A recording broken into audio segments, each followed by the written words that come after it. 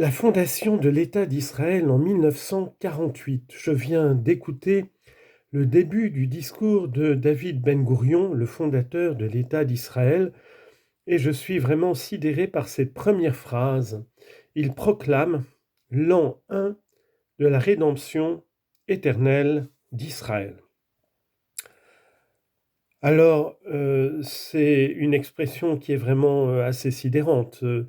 Il ne promet pas un règne de 1000 ans pour l'État qu'il fonde, mais un règne éternel, c'est-à-dire divin, quoi. C'est vraiment eschatologique, on entre dans l'éternité avec Ben Gourion, c'est la Jérusalem restaurée, terrestre. Mais ce qu'il y a de curieux, c'est l'expression de rédemption, parce que moi je pensais que c'était le Messie qui sauvait, à la fois que tous les Juifs étaient dans l'attente du Messie, de la personne du Messie.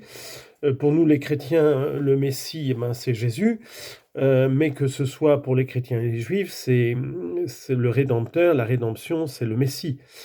C'est pas David Ben Gourion, qui en plus justement est athée, marxiste athée.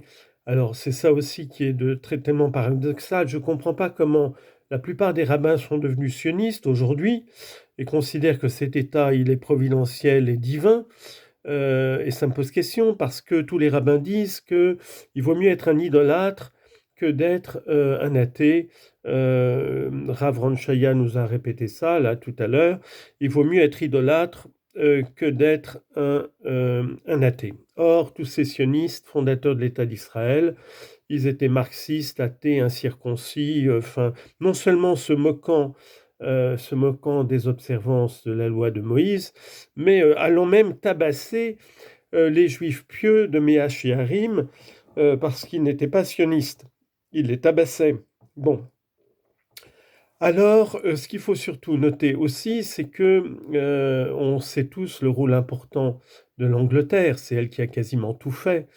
Mais en 1948, le plan de partage, ce dernier plan de partage qui va être voté, c'est pas celui qu'avaient essayé de concocter les Britanniques. C'est celui qu'a concocté Staline et Molotov, je dis bien. Le plan de partage, pouvez chercher, le plan de partage de la Palestine, c'est Staline et Molotov. Donc Molotov, il est juif sioniste. Staline, à cette époque-là, il est sioniste aussi, puisque c'est lui qui propose ce plan de partage. Mais c'est très pervers parce que il faut réfléchir parce que les frontières de l'Ukraine, c'est Staline. Les frontières de l'Arménie et de l'Azerbaïdjan, c'est Staline. C'est-à-dire que tous ces conflits, comme le disait très bien Poutine dans son grand discours, c'est là le mal originel. C'est le bolchevisme et c'est le stalinisme, le trotskisme, bien sûr, surtout, puisque la révolution permanente, il faut le chaos permanent. Révolution permanente, c'est le chaos permanent. Alors, Staline a concocté avec Molotov le plan de partage le plus scandaleux, le plus exorbitant pour les 30% de juifs dont une majorité venait d'arriver. On leur donne 55% des terres avec les terres les plus fertiles et les plus continues territorialement, et puis on laisse le reste, les terres les plus mauvaises, aux paysans palestiniens qui cultivent 90% de ces terres sont occupées par les Palestiniens. On leur dit, maintenant, c'est un État qui s'appelle l'État d'Israël, et vous, eh bien, vous fichez le camp. Donc c'est Staline qui a pensé ça. Alors pourquoi? Et l'Angleterre, au vote de l'ONU, la France s'est empressée de voter pour l'État d'Israël, bien sûr, parce que le Grand Orient de France était, et les sociodémocrates, ils sont sionistes jusqu'à la moelle. Les marxistes, les communistes, qui étaient le premier parti de France, puisque Staline était pour, on réfléchit pas, on suit Staline. Et puis de toute façon, les kibboutz, ils avaient partout le drapeau, le portrait de Staline. Donc je pense qu'il y a un double plan pour Staline. C'est à la fois puisque cet État d'Israël est fondé par des athées qui blasphèment Dieu et qui veulent le collectivisme et le marxisme, eh bien, ils se disent ça va être la tête avancée de la révolution marxiste au Proche-Orient. Et puis, pourquoi faire un plan de partage aussi scandaleusement en faveur des Juifs?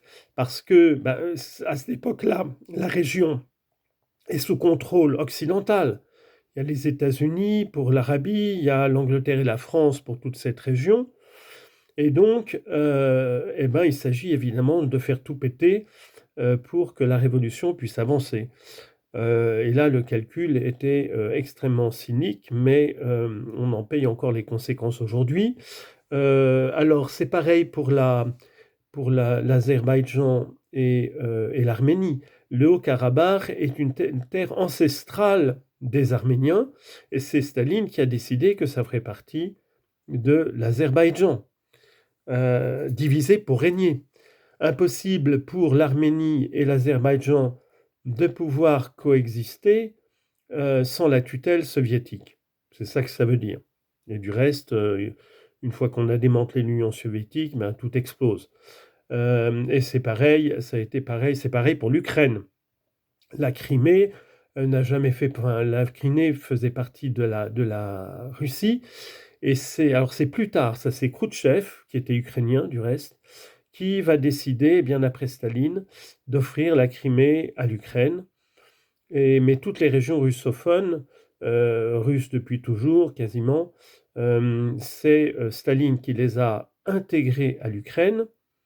Et puis je rappelle que l'Ukraine, c'est quand même la source de la Rousse, le baptême de Kiev, toute la civilisation russe, slave, avant de se transporter au nord à Moscou, elle est née à Kiev.